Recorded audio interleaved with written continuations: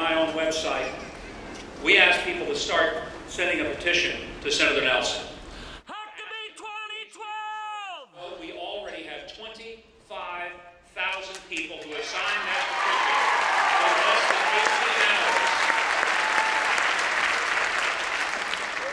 Now, I know that the members of the Congress and the President has continued to say that we needed a bipartisan consensus bill. Well, let me at least congratulate the President on one thing. We do have a consensus bill. Nobody likes it.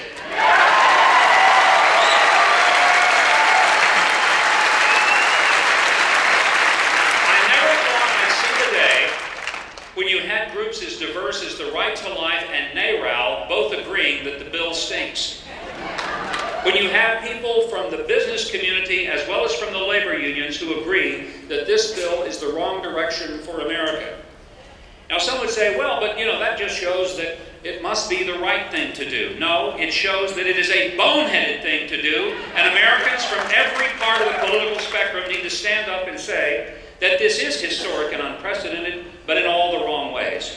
Because it's historic and unprecedented that government would require you to purchase something in order for you to fully exercise your basic rights as a citizen of this country. In the 1960s, we eliminated the poll tax on people, declaring it unconstitutional that people would have to pay in tribute to the government in order for the privilege of voting, which was a guaranteed constitutional right. Now for the constitutional right of breathing in, and I guess if cap and tax passes, we'll also be taxed for breathing out, since we will be emitting CO2.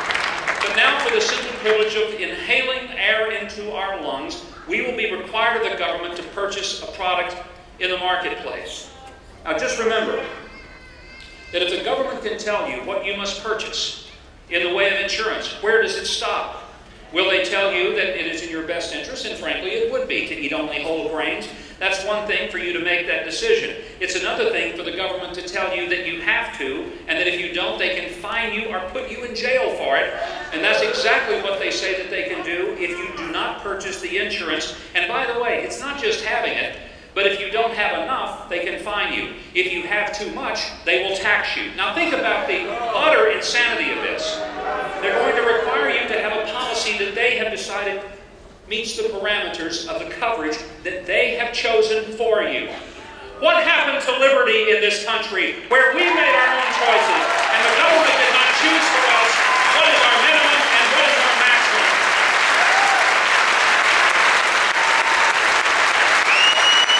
Yes, it is historic and it is unprecedented, but it is history we do not need and it is precedent that we do not want. It is historic and unprecedented that this is a secret bill that has not been subject to the normal processes of government, which means that the people at least know what is being voted upon.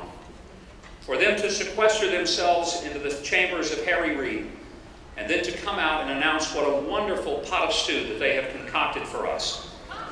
It is an outrage and an insult to our intelligence to think that we are incapable of allowing somehow the process to have been opened up so that we could see it and determine for ourselves whether or not the 2,300 pages of porculus that they have put together is something that we find appetizing. And where is the President's promise that all of the discussion on health care, he didn't make it once, but he made it repeatedly, that all of these discussions would be on C-SPAN. Folks, the Secret Service and FBI couldn't have found out what was going on behind those closed doors.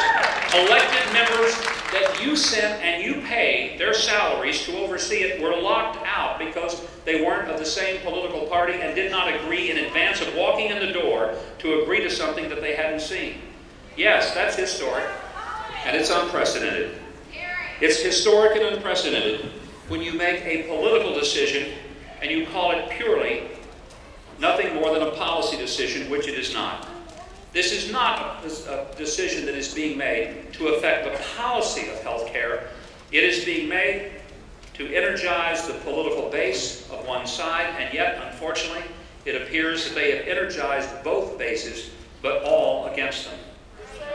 It is historic and unprecedented that we are now bribing public officials openly. It used to at least be done in secret where our kids didn't see it. Now we openly bribe them with $300 million at a time and tell them, this is what your vote is worth.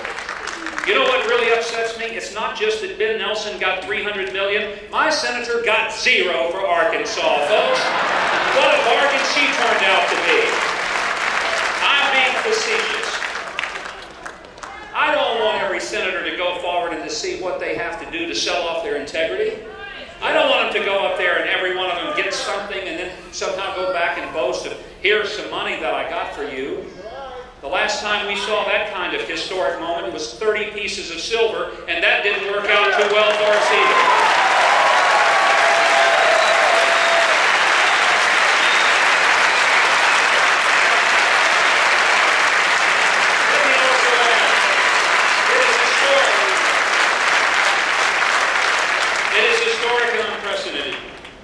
For the passage of a bill that will adversely affect state budgets. And one of the things that has concerned me most about Ben Nelson and others who have served as governors is that they must have forgotten what it was like to govern a state.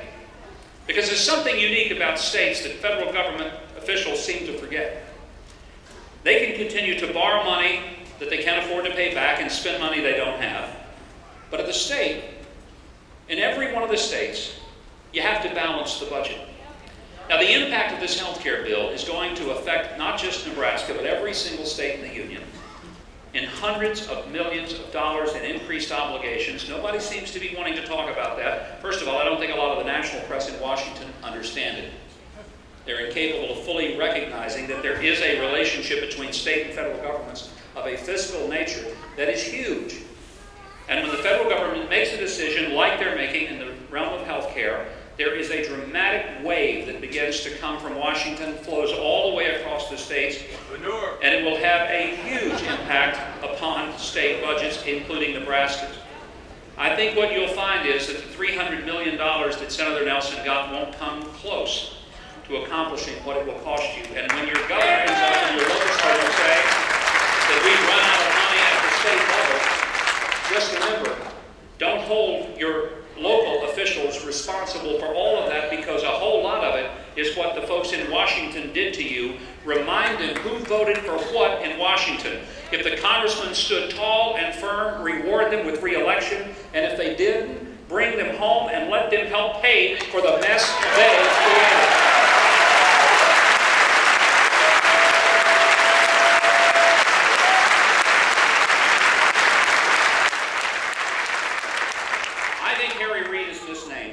By the moniker of Harry Reid, it should be Harry Houdini. Because here is a senator who believes that you can cut $500 billion out of the Medicare program while adding millions of new people to the rolls. That you can add 30 million more Americans to the health care coverage overall. And while you're cutting on one side and adding people in, that somehow you're going to be able to do that and reduce the deficit. Now that is the equivalent, my friend, of having 10 kids around a table with a bowl of food and saying, you're going to cut the bowl in half and you're going to bring 10 more kids in to eat and everybody's going to get more food. Is there anybody here who believes that for a moment? Well, they believe it in Washington. And that's why they need to come home and sit around your table and get an earful from you and find out exactly how much you consider their historic and